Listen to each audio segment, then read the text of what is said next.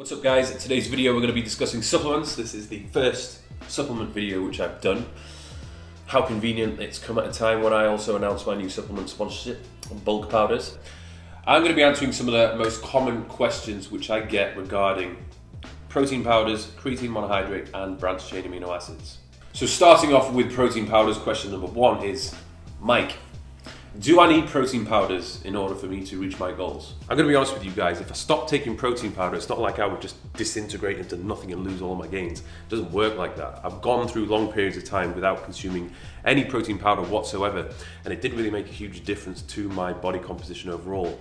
But that was just because I was making sure that I was hitting my protein intake targets for the day for consuming whole foods. One of the main benefits of consuming protein powders is it's just a very convenient way for you to hit your protein targets for the day, particularly if you need to consume 200 grams worth of protein or more. It can be quite difficult to get all of that from whole food sources, so if you can get an extra 30, 60 grams in powder form, it's very easy to do so. And the other benefit is it's just a quick hit of protein which is going to be digested almost immediately. Question number two.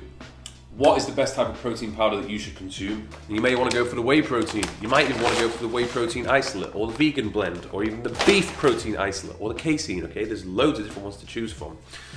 Obviously, there's been a lot of studies done on each and every one of these, and it has been proven that whey protein isolate is probably going to be the best one for you to consume. It's the most anabolic and it's the purest form of protein. However, it's not going to be suitable for everyone, and that is either if you are vegan, obviously you can't consume dairy, or if you do have some kind of intolerance to dairy in the first place, such as me. Therefore, whenever I'm consuming whey protein or whey protein isolate, I do have some reaction to it. It's not like I have explosive diarrhea and I'm just grounded and I can't move for an hour. No, it's not quite like that. However, I do notice it doesn't make me feel great. Therefore, I consume vegan protein or the beef protein isolate. Also, you need to bear in mind when it comes to the vegan protein powders, it's ultimately down to your preference and taste, the texture of it, but most importantly, how much protein is in there per scoop, for example, and what is the amino acid chain profile. There's 21 amino acids which are useful for our bodies, and we can actually produce all but 9 of them. So we can see that soy protein, hemp protein, rice protein, and pea protein all provide different levels of these branched chain amino acids. You just need to make sure that when you are consuming vegan protein powders, you're getting a good hit of all the essential amino acids, because you don't want to be consuming something which is particularly low in one of them, okay? You need all of them there. So have a look at the ingredient label and just check to see, and most of the time you will find the best vegan protein powders,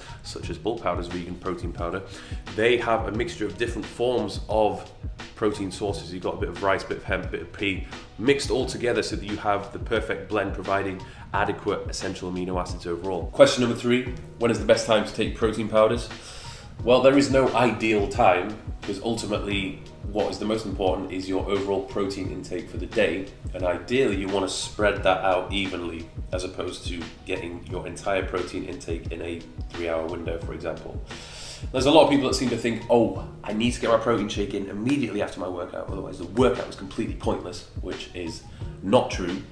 That is really dependent upon what you consume prior to the workout itself. So if you have a protein-rich meal 1 to 2 hours before your session, you're still going to be digesting that meal during and after the session itself. So the need to have a protein shake is not as high in comparison to if you were to have trained in a fasted state or to have had a protein-rich meal long before the session itself.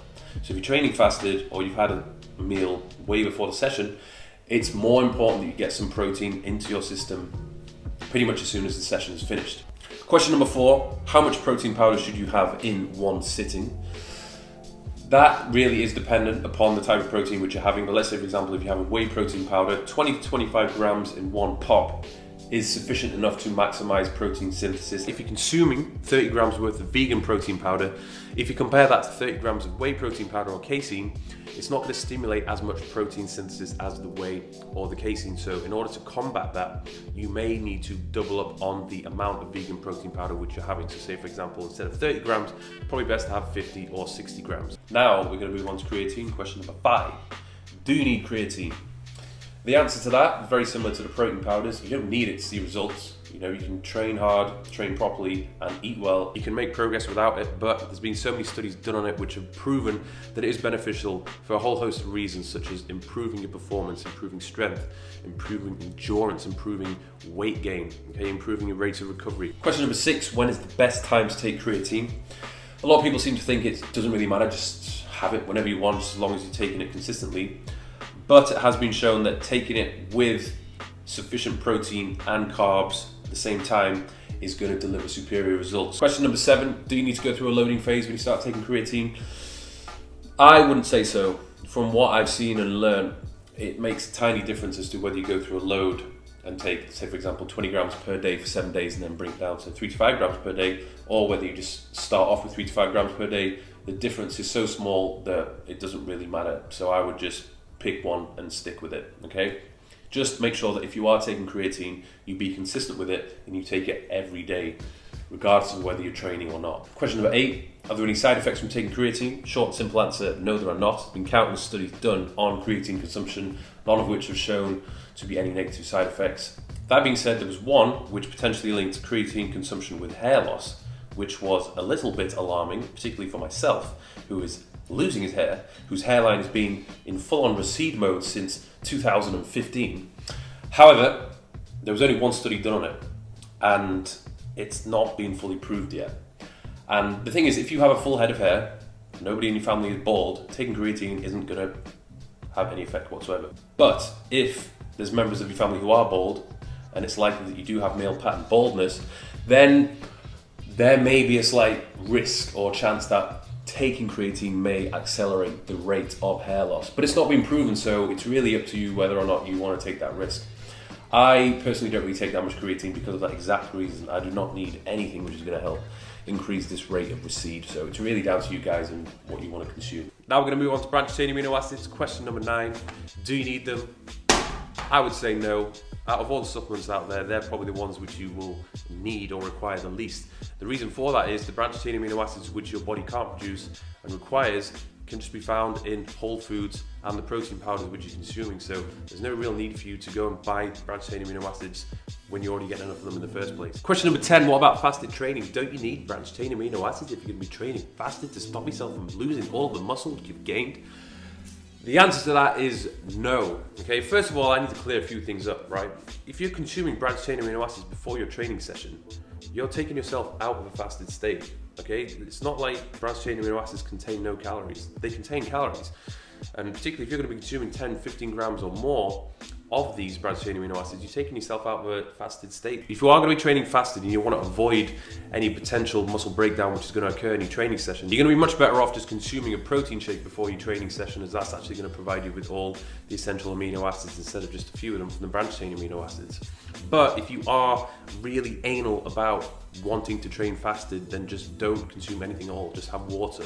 Okay, that way you know for sure that you are training in a fasted state, but you just have to ask yourself, why is it that you're training fasted? I know from my experience, if I train fasted, I feel a little bit weaker. I usually feel like I'm drained halfway through the session, so I like to always have something in my system before I train, but that's just going off on a tangent, which we'll just leave for now. So that is the video, guys. I'm trying to keep it short and sweet for you. Obviously, there's quite a few supplements which I've not touched upon, but we'll have more videos to come. So speaking of which, if you do want to get yourself involved with some of these wonderful products which are on offer on their website, you can use code Thurston to get 25% off your order.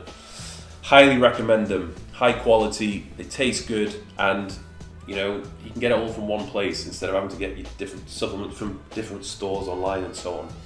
So Thurston, code Thurston will get you that discount. You can also click the link below.